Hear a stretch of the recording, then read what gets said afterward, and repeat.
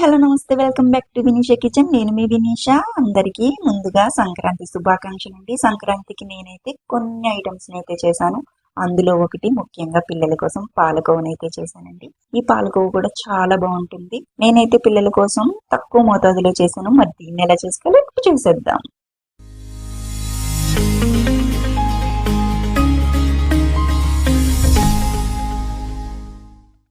ముందుగా నేను అమూల్ పాలను తీసుకున్నానండి. అమూల్ పాలల్లో ఎక్కువ క్రీమీగా ఉంటుంది కాబట్టి నేనైతే క్రీమీ అమూల్ పాలను అయితే తీసుకున్నాను. నేనైతే 1 లీటర్ వరకు పాలను తీసుకున్నానండి. మీరు ఎక్కువ మోతాదులో చేసుకుంటే ఎక్కువ పాలను తీసుకోండి. నేనైతే కేవలం పిల్లల మటుకు చేశాను అన్నమాట. మనం తక్కువ పాలతో కూడా ఎక్కువ కోవా బిళ్ళల్ని ఎలా చేసుకోవాలో చూస్తున్నాం. నేను చూపించిన విధంగా చేసుకోండి. చిన్న టిప్ పాటిస్తే చాలు, చాలా చాలా బాగా వస్తాయండి. ఎక్కువ కోవా బిళ్ళలు కూడా మనకు వస్తాయి అన్నమాట. పాలని సిమ్లో పెట్టుకుని బాగా మరగ కాసుకోవాలండి.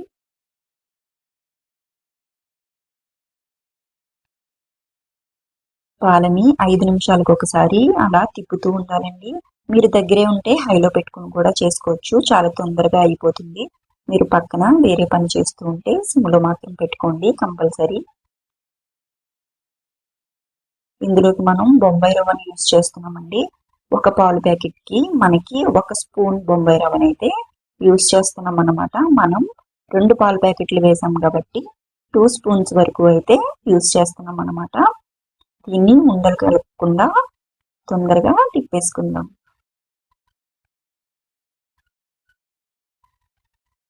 ఈ బొంబాయి రవ్వ వేయడం వల్ల మనకి తక్కువ పాలతో ఎక్కువ పాలకోవలు అవుతాయి అన్నమాట.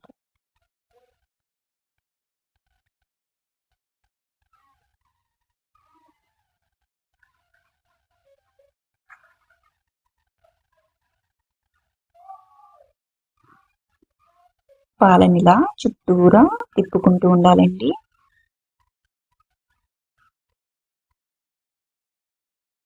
పాలు చాలా దగ్గరికి వచ్చేసాయి. ఇందులోకి 1/2 టీ స్పూన్ వరకు ఇలాచీ పౌడర్ని వేసుకుందాం.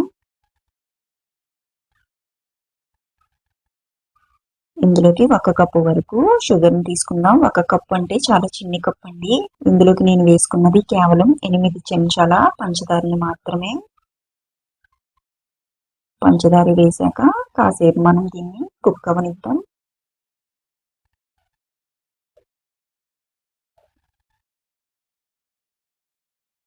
చూడండి, కలర్ కూడా చేంజ్ అయింది. ఈ టైంలో మనం కొంచెం అంతా 1 స్పూన్ వరకు నెయ్యిని యాడ్ చేసేసుకుందాం. ఈ నెయ్యిని యాడ్ చేసుకున్నాక నెయ్యి అంతా దాన్ని అబ్జర్వ్ చేసుకుని ప్యాన్ నుంచి ఈ కోవా సపరేట్ అయిపోవాలండి. అప్పటి వరకు దీన్ని కుక్ చేసుకోవాలి. చూడండి, అస్సలు ప్యాన్ కంటుకుంటలేదు. సపరేట్ అయిపోయింది కదా, మన కోవా రెడీ అయిపోయినట్టే. దీన్ని ఇప్పుడు మనం ఒక ప్లేట్కి నెయ్యిని అప్లై చేసుకుని ఇందులోకి అయితే వేసేసుకుని చల్లార్చుకుందాం.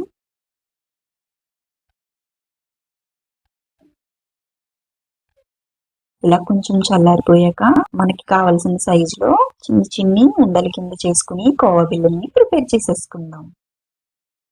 చూడండి, నేను చూపిస్తున్న విధంగా ఇలా చేసుకుంటే మనకి బయట దొరికే కోవా బిళ్ళల్లాగే చాలా అందంగా కనిపిస్తున్నాయి కదా. తినడానికి పిల్లలకి చాలా ముద్దుగా కూడా కనిపిస్తాయండి. పిల్లలు ఎక్కువ తినకుండా ఉండాలని చెప్పి నేను ఇందులో కరాచీ నూకని యాడ్ చేశాను. మీరు వద్దు అనుకుంటే దాన్ని స్కిప్ చేయొచ్చు కూడా, కానీ కరాచీ నూకతో కూడా చాలా యమ్మీగా ఉంటాయి. చేసేటప్పుడు ఇవి చాలా మెత్తగా ఉంటాయండి. ఇలా వచ్చినాయి ఏంటి అనుకోకండి. వీటిని ఫ్రిడ్జ్ లో పెట్టుకోండి, చాలా రోజుల పాటు నిలువ ఉంటాయి. చాలా టేస్టీగా కూడా ఉంటాయి.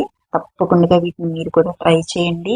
మీకు ఈ వీడియో నచ్చినట్టయితే మన ఛానల్ ని సబ్స్క్రైబ్ చేసుకోండి. పక్కనే ఉన్న బెల్ ని ట్యాప్ చేయండి. Thank you for watching.